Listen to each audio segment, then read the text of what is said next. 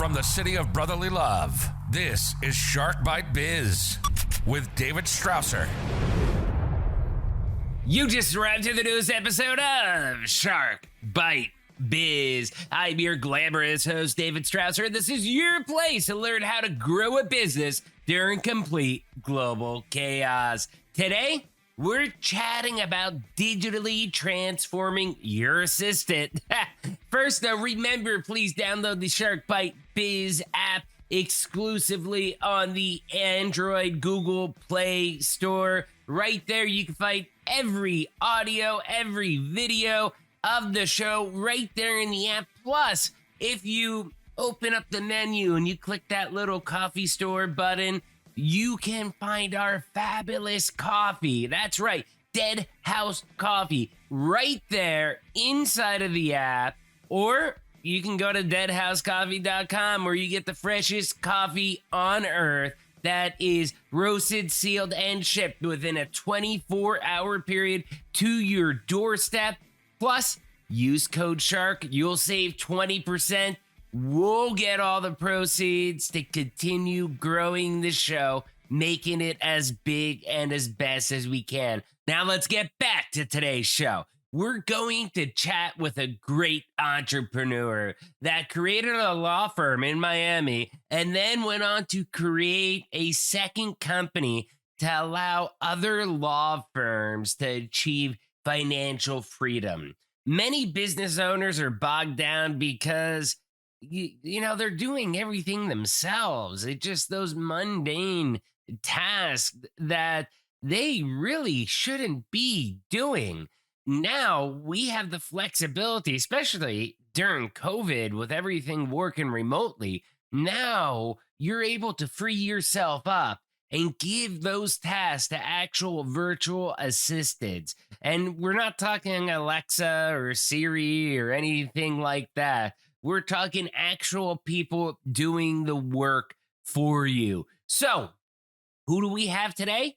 Mr. Brett Trembly. Brett is a co-founder of Get Staffed Up, which is a virtual assistant staffing company that liberates mostly law firms and recently some other businesses with incredible offshore talent. This year, they qualified to receive the Inc. 5000 award as well. Besides his VA company, he is also the founder of Trembly Law Firm, a franchise and business law firm in Miami. The firm has grown from one attorney in 2011 to 10 attorneys and 20 employees, representing some of the largest businesses in the Eastern United States. The company made Law Firm 500 list with their 444.27%. Can't forget the 0.27% growth. So, hey, without further delay, let's bring Brett right on in here. Business strategy. Brett, welcome to Shark Bite Biz. You, my friend, you just became Shark Bait. Wow, David, I'm fired up, man. Thank you so much for having me today. I really appreciate it. Oh, no problem. No problem. We love having people like you on the show because we got a bunch of fun topics we're going to discuss today, but we got to kick it off. We got a tradition here. Very first question. It's a can of worms, but who are you? Where have you been? What are you doing? How'd you get there? Basically, in a nutshell, tell us what makes Brett, Brett. You're right. That is a can of worms. That can be a lot. So it's always interesting to hear how people answer this question because, I mean, it's hard to really sum it up and say it. Yeah, it can be 30 minutes or it can be 30 seconds, right? So I will definitely do neither of those. All right. So I'm a lawyer and an entrepreneur, and I grew up in. My parents later became teachers, but early on, my dad, there was a family jewelry store we had for like almost 50 years. My grandpa owned it and my father. And I always just I was the kid who would sell donuts at parades and have lemonade stands. And I paid my way to things. You know, I always liked just figuring out ways to make money. So I always knew I would be in business for myself. I just didn't know what, of course, you're growing up, you have all kinds of ideas. So after a really, really fun college career, I wasn't ready to be a grown up. And I decided to go to law school because I just wanted 3 more years of fun. So I went Hold on to, a second. Hold on. You just said a really fun college career? yeah, I mean, I had the time of my life in college, right? Okay. And then I decided I was not done with the student lifestyle. So I wanted to keep being. Okay, there you go. There you go. So I went to University of Miami Law School and fell in love with the trial team that I was on. And so I was worked at a small law firm at a law school for 3 years doing litigation, doing a lot of crazy stuff. Unfortunately, when you're at a small law firm, you end up doing almost every type of law, and it can get very, very unfun. So after 3 years, I started my own firm, and being a high achiever, if you will, and being an entrepreneur, I kind of figured I knew what I was doing. And 2.5 years in, I was just working myself dry, and it was not fun, and it was stressful. And how am I going to pay the bills? I had a new wife, mortgage, and kid, and it was just a lot. And I finally, hired a coach, and they convinced me to start hiring people to get some of that load off of me. And my response was always like, I don't have the money. I don't have the money. But now what I know is that you'll never have the money. You have to hire someone first. The cause leads to the effect. And because I didn't hire first, I was spending my time doing all the things that the are important in a business, but that the lowest hourly paid person should be doing. So that's what my business was reaping. And for sure, I mean, it's like when the more money the more money you make, the more opportunities that come your way, and you need money to take advantage of those opportunities. Now, hiring someone's a little different because you literally don't have to have a dollar in your bank account to hire someone. You just have 2 weeks to figure out how you're going to pay that person in 2 weeks, right? And it's a risk. So part of that risk is when you hire someone, you're telling the world, I'm going to grow. And a lot of people are afraid of that, and they're afraid of the embarrassment that comes with not figuring it out the first time. And hopefully people like me can get over that. But Especially nowadays with social media and the way things spread at the speed of light. It's not like it was back in the 90s or 80s where it's like, oh, we're going to hire someone and you fail, maybe only a few people know. Now everybody will know it. it's true, but at the same time, the world is too busy focusing on themselves, right, to care that you hired someone as your first assistant, and then a few weeks later it didn't work out, right? Well, believe me, there's some troll out there that would care. Correct. Correct. There is. But I remember very specifically, David, my first time sending out a mass email to my email list. I stood up in my office, and I like slowly hit the send button, and I put my hands on my head like, wow, I just emailed all these people. Now I don't even see our stuff that goes out. We've got marketing directors, it goes out to thousands. It's like you have to kind of get over yourself. Like, who cares that a few people would be very happy to see you fail? You're gonna live your life on their terms, and that's something that I personally had to do. Yeah. So, a few years later in 2018, me and a friend started this company, Get Staffed Up, and we do virtual staffing for entrepreneurs, and our niche is lawyers. We believe that niches bring riches, but in having a niche, you attract a lot of others. So we got a lot of non-lawyer clients, but basically our tagline is delegate your way to freedom. And the only way to grow is by having help. Now, the frustrating thing can be when your revenue is increasing, but so your expenses are keeping up with the revenue. It's kind of like, what's the point? And so we do international staffing for lawyers, full-time people that we find, we go recruit. We find the top 1% of the virtual workers that the world has to offer in Latin America and South Africa, and then we place them or match them with you. And it's been a wonderful business, a wonderful formula, really changing lives. And I'm not exaggerating, both here in the U.S. and overseas. So that's interesting that you said South Africa, I believe, right? As well as Latin America. You don't know this, my viewers do, but I lived in Mexico for 15 years, lived in Peru for a year. My wife's Peruvian, and, a lot of experience down there living, working in Latin America. And for a time, I had a client of my own, and they were technically offshore, and we called it nearshoring, which I believe that term has now really gained steam. But it was because it's in Tijuana. And, we were Tijuana. I mean, literally, people that don't know the border region, they don't really understand. Tijuana and San Diego is literally like, imagine LA or New York City with a fence through the middle of the city being an international border. It's one big Cali Baja metropolitan. So it was nearshoring, because you'd fly right into San Diego and 40 minutes later you're at the office with all the developers and techies and stuff like that that's working for your company. So it was pretty cool. One area that I've discovered to be a challenge, and I face this not just in Latin America, but even if I hire somebody like off Fiverr, for example, and I have somebody from India or Pakistan or some other Asian country out there,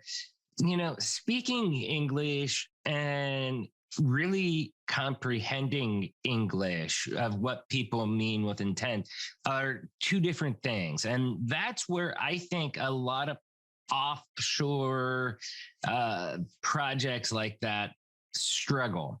Has that been a challenge for you and your team? And if it was, how'd you get around it in the early days? So we started in the Philippines, and most of the people that do what we do, most of the companies are in the Philippines, because their economy is set up to support, like their economy is like, please hire our people, and we're going to train them, we're going to teach them English.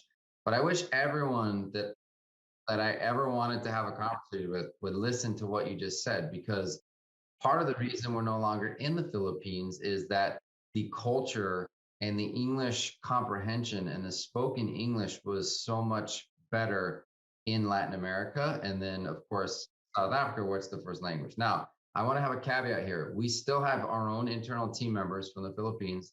Some of them are just amazing. I wouldn't trade them for anything in the world.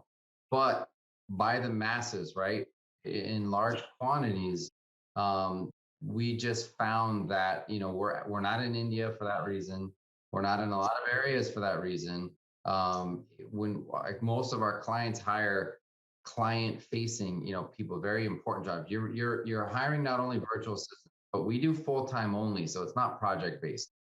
So you're having a receptionist. Your phones can be answered in Mexico, and then with the VoIP system, they're just clicking hold 1, 2 pound, and then the phone rings as fast as it would in your office, just just next door.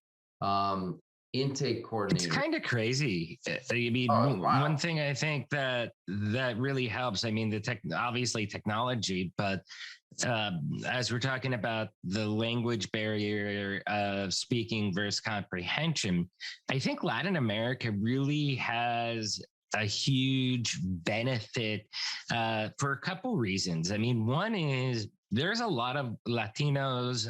When I lived in Mexico, I've met a lot of people like this. For example, they got a green card and they worked in the US for maybe 20 years. And then they're like, okay, I'm ready to go back home. I made my money. I'm good. I could start my own business, and be semi-retired, but they're fluent in English. You have people that have, been deported, but they've been up here. And that's one of the benefits, I think, of Tijuana, is that you just have so much cross-border influence there because of the people that have lived in the States for whatever reason it may be, that there's a lot of call centers down there in Tijuana that specify in getting English speaking Mexicans and the occasional American expat that's like, hey, I want to earn an extra couple bucks, and they throw call centers down there. I mean, it's pretty amazing, and it's very effective too. Yeah, very effective. And that's what we found. And so we kind of quickly moved to Latin America. Again, and we're talking full time, like virtual assistant has a kind of Fiverr, Upwork, sound to it, right? Like I need something designed, or I need, even just ongoing but project based. And Fiverr is a great platform for that. Like we still use them sometimes if we need something specifically, but we're talking loyal, full-time, really educated, happy, dedicated, hardworking people. We're plucking the top 1% of talent from all over the world and hoping to place them with our clients. So, the business has just grown and grown and grown because people see it. Right. But so your people, though, they do more than just answering phones, I assume, right? They're also doing some admin tasks, stuff like that. Like, let's use the podcast as an example. I have a full-time job, Vision 33, run the Northeast region. We have a ton of clients, employees, everything that I manage. And therefore, sometimes, when I get interview requests, I'm a little bit slow getting back to the people. One, because the show's booked up, for probably the next 6 to 8 months. And then two, just because I already have so much work on my plate. Would it make sense for somebody like me to have a part-time virtual assistant that's managing all these interview requests, that's making sure this stuff gets out, that after someone interviews, they're sending out the links, for example, to the guests on the show, like, hey, your interview's posted, it's live, here's all the links. Do you do those sort of things? It's funny because what you just said was an example I gave like last week on a podcast. I'm like, look, if you're the podcast host, right? You shouldn't be emailing guests. You shouldn't be inviting guests. You shouldn't be doing the editing. You shouldn't be doing the promoting. You shouldn't be doing the post. You should show up and do the podcast and be nice and rested and do as many as you want. And someone else, you should have delegated all these things to. Now, I would argue at the price point that that's a full-time job for somebody, because when you do part-time, now that person is a human being, they need to go look for other work. That other work may sometimes take precedence over yours, et cetera. So, and I wanted to make the point too, David, answering the phones is one of the least popular sort of things that we place. It's mostly admin assistants and virtual admin assistants and virtual marketing assistants. So we do video editors, we do, graphic designers, we do content, a little harder to find, but you can find people that write really well. Not people who are going to come in and take over your marketing department, but they're going to take direction from you as the owner, entrepreneur, or the marketing director or coordinator. And then billing clerks, happiness or client concierge, executive assistant for you or your leadership team to just help you delegate all the things that each, just come into our plates, right? As time passes, opportunities come our way, we start taking on more projects, and suddenly we're doing a bunch of things that should be delegated. Yeah, luckily I guess you could say I've been blessed. My son is big into editing, graphic design, all of that stuff. So it's kind of like a father-son bootstrap show that we've got here.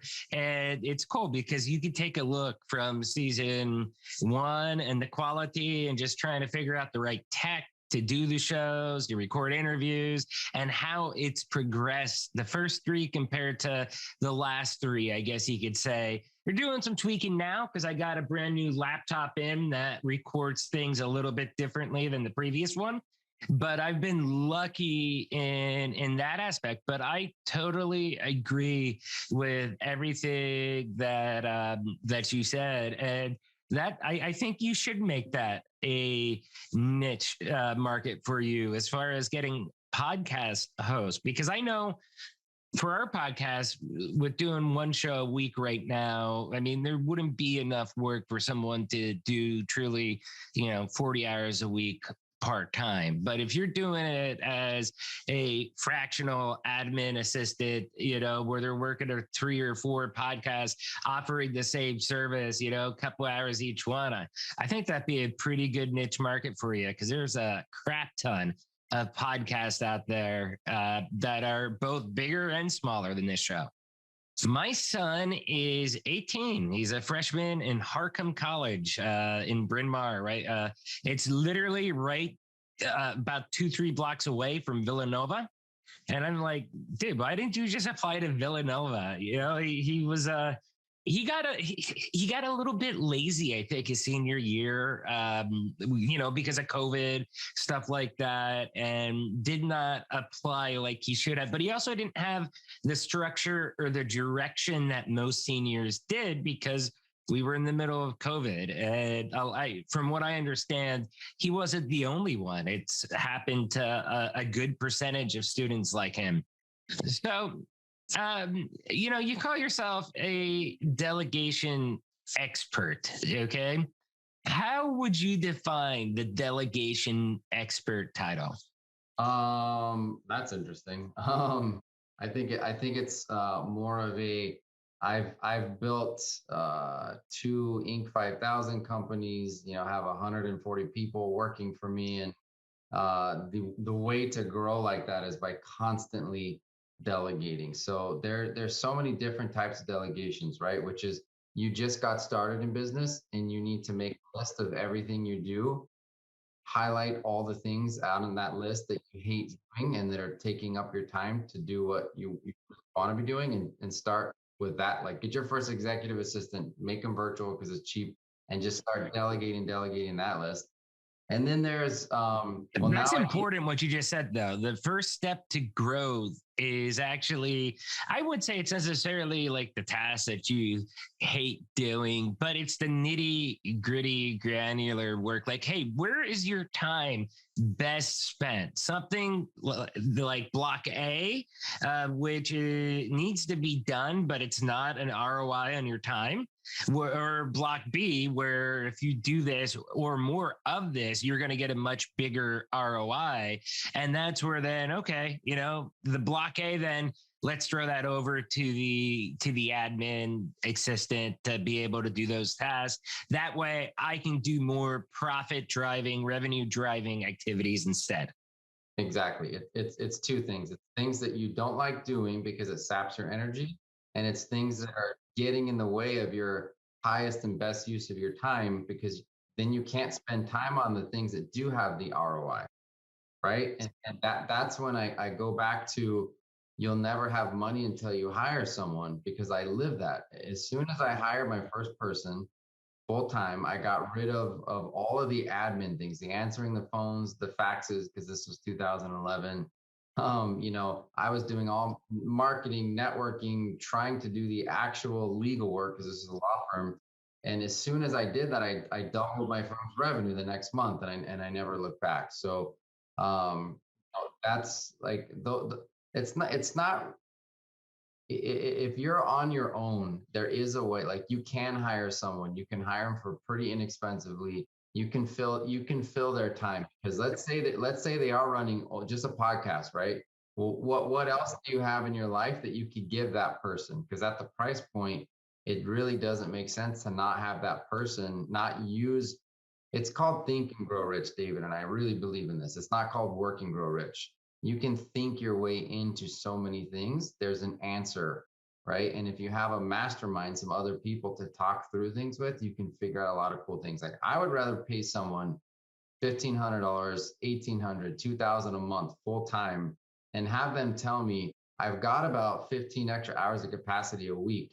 And I think, like, how can that person help me make more money than I would save $500, a month and say, oh, I only need that person for 20 or. That's a really good way thinking about it too. And I think too many entrepreneurs, business owners, executives, they get, they look at it in that way, like, oh, I could save $500 a month if I do it this way, instead of turning the tables around, like, hey, well, what else can I have them do to drive more revenue, and fill in that extra time? We face similar challenges, I guess you can say, with my day job, Vision 33, because, we're selling ERP, SAP, and Sage software, and that's business process automation software. Now, with that, that's difficult because we get a lot of the same business owners that have that type of mentality. Like, hey, it's going to cost me 10 grand to automate that one portion of the system, or integrate this to that for the automation. And they think about it like, oh man, I'm not spending 10 grand for that. But if you actually calculate it, it's like, well, you're spending 8 hours a week to do it manually right now. Okay. In 3 years, how much of a savings is that going to be compared to the one-time cost?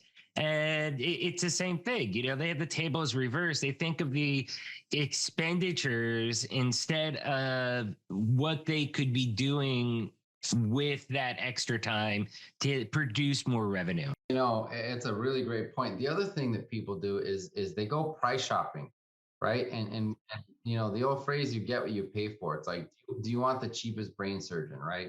Do you want the cheapest, any doctor, lawyer, like, the cheapest free agent on the market? If you can get Michael Jordan, right? Well, no, but I got Spud Webb. Like, why are you bragging about taking the cheapest person possible? There are skill sets, right, that all human beings have, and the people that are better usually come with a higher price tag because they're smart enough to know that they demand more money. And what we do is we find, again, we have a system and infrastructure and software that we recruit about 250,000 people per year that apply to work with us. And we're whittling that down to less than 1,000 who we place. You're talking that less than 1% of the best, right? That's how we get the cream of the crop. And, I'd argue our people are going to be twice as, maybe 3 times as efficient and productive as somebody that you find, because you go find someone online that's saying like $4 an hour out of the Philippines or Bangladesh. I mean, it's kind of sad when people want to pay those wages. Yeah. So, I mean, you just brought up the big question, the elephant in the room, the wages portion of it. I mean, for an executive assistant, admin type work, give us an idea for a company like yours. I mean, what's an average per hour type cost that you're doing? So we don't do per hour, again, because we're full-time only. So you want to work, right? You want to work with us, we're charging you a flat fee every month. We're not taking taxes out of that. We're not saying, well, this month this person worked this many hours. They work for full time, and you pay us either $1,850, $1,950, or $2,050 per month, depending on what you're getting. If marketing virtual assistant is $2,050 a month. A bilingual admin assistant is $1,950, and then an English only admin assistant is $1,850. Wow.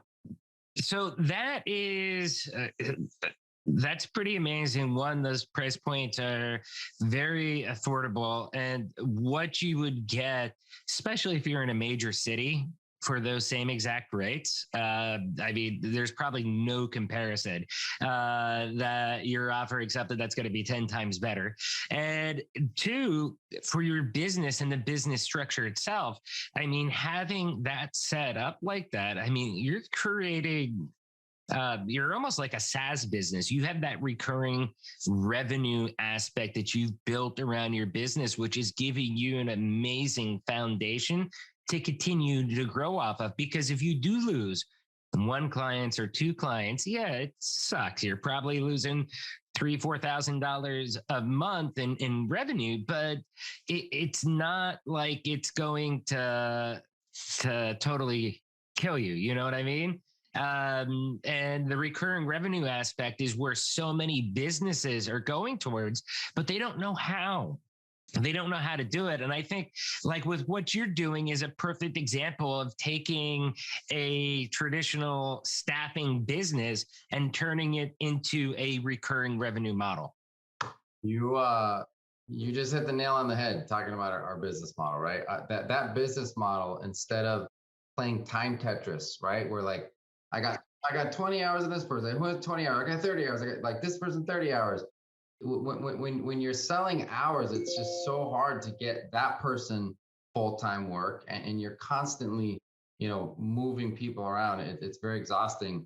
In addition, it provides loyalty, right? You've got one person working for, because they don't work, we remain the employer. And so we do the payroll, and moving money internationally can be very difficult. We have a replacement guarantee. So if your person leaves for any reason, we replace them, because turnover is brutal, especially in small businesses. So yes, for us, it's predictable recurring revenue, which helps us build our own company better and have, take on projects and help continue to be better and better in this space and help more people. And hey, Brett, this has been fun. Did you enjoy your interview? Oh, I really did, David. You keep it live, that's for sure. Well, we covered a lot of topics, and I really appreciate you kind of, discussing about your business and your inner workings of the business, about how people can benefit from your service, as well as just the model of how your business works. Because I think that's one area, like I said, many business owners are struggling. How do you get that predictable revenue? And your business is a perfect example of that. So we have one final question for you. How can people digitally stalk you online? Where can they find your book? Where can they find your business? Give us all the details. I'm not going to tell you about the book, because that's boring lawyer stuff. So far, that's the only book I've written. But we're on Twitter. Just look Get Staffed Up. I think it's Get Staffed Up 1. Of course, Instagram. But what we've done, because the website is Get Staffed Up. It's spelled just like it sounds. What we've done, though, for your listeners, David, is we've created a special landing page. So it's getstaffedup/sharkbitebiz. And so if you go directly to that link, we have a landing page with a special discount for your listeners. If anybody really wants to work with us. So I think it's a pretty nice little discount, and hopefully people look more into the wonders of delegation. It's really the only way to grow, so that you don't hate yourself and lose all that time with your family. And hopefully offshore too, because you're changing people's lives. When you grow here domestically and you offer jobs, that's great. And then when you layer in a nearshore, as you call it, international offshore component, you're changing people's lives where they are. And that's really powerful. No, that's totally awesome. And all of our viewers on YouTube and our listeners out there in, the podcast world, wherever you're listening from, as always, we'll have that link right below in the description. Brett, hey, thank you so much for coming on. Man. I'm so grateful. And once this pandemic's over, we'll get you back on and talk about how the digital transformation, if it's still full steam ahead or not. Let's do it. I'd love to. Thank you so much for having me. Awesome. Yeah, thanks. Cheers. Wow, such an awesome chat with Brett, right? First, you all know the routine. If you found this interview helpful, if it sparked those warm and fuzzies, do me a favor. Hit that like button, smash that subscribe button. But if you really want to do us a solid, please share us out to your network. Doesn't matter where you hang out, whether it's Minds, Facebook, Twitter, LinkedIn, Rumble, Odyssey, YouTube, wherever you're at, share us out to your network. Hit like, leave a comment, talk about us, because everybody knows Shark Bite Biz is the greatest kept secret out there in the world of business. Now let's get back to our rock star guest, Mr. Brett.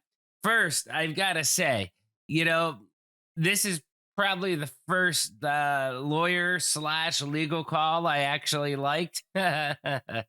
Okay, corny joke. Just joking. We've had so many lawyers on here, and none of them have sued me yet. So we've got a pretty good track record. It's really pretty cool, though, how he built up his law firm, going from just him to over 10 lawyers and 20 employees in a little bit over than a decade, I believe. So that's pretty cool. Having a virtual assistant pre COVID is kind of taboo, having slip ups by the virtual assistance firms easily made your business look pretty bad.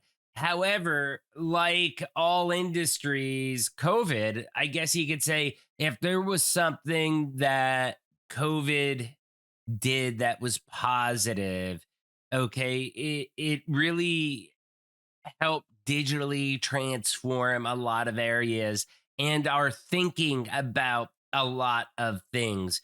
It's more accepted, that jobs aren't just local anymore. Jobs are literally global. You're competing in a global marketplace to fill your position.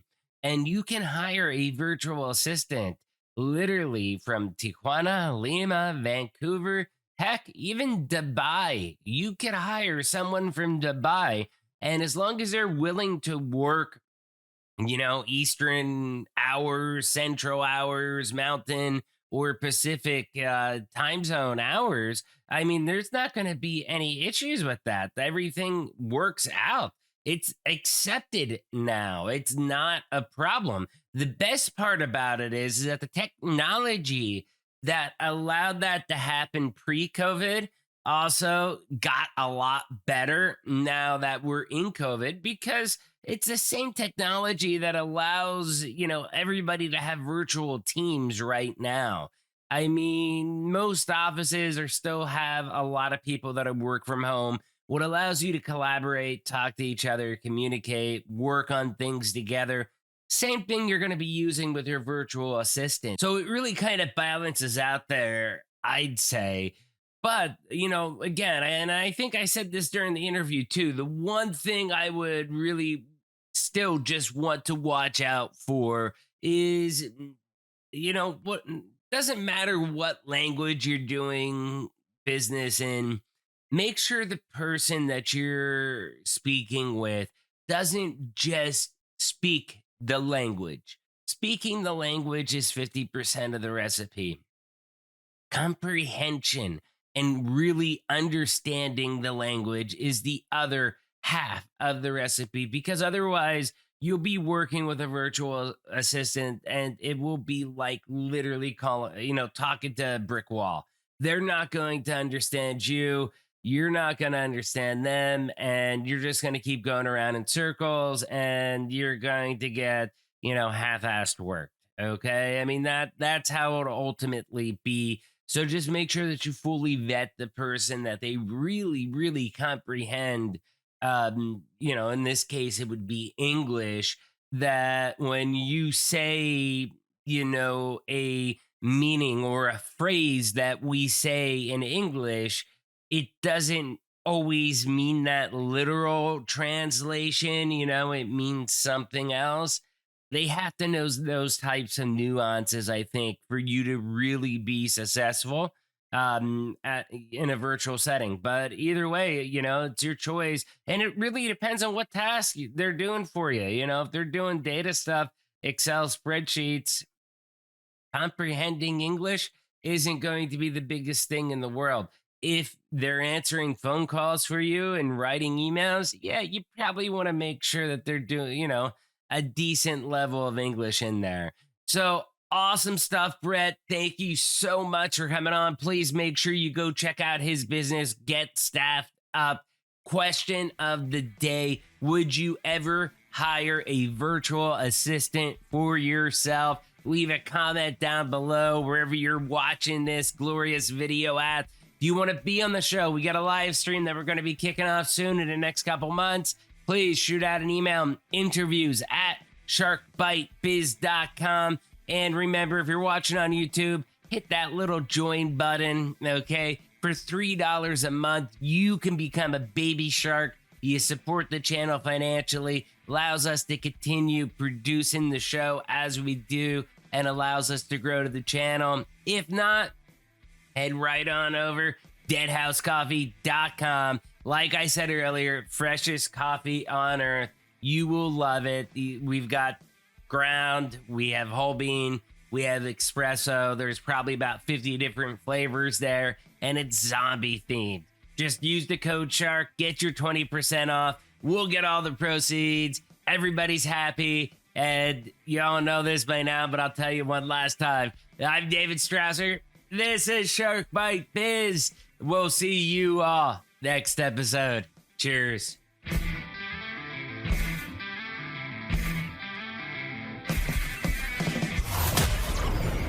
Thank you for listening to Shark Bite Biz. We hope you got some insightful info from this podcast. Be sure to subscribe to us through your favorite podcast app and visit us on the web at www.sharkbitebiz.com. How has business changed for you in the 20s? Email us at podcast@sharkbitebiz.com so you can join us and share your story.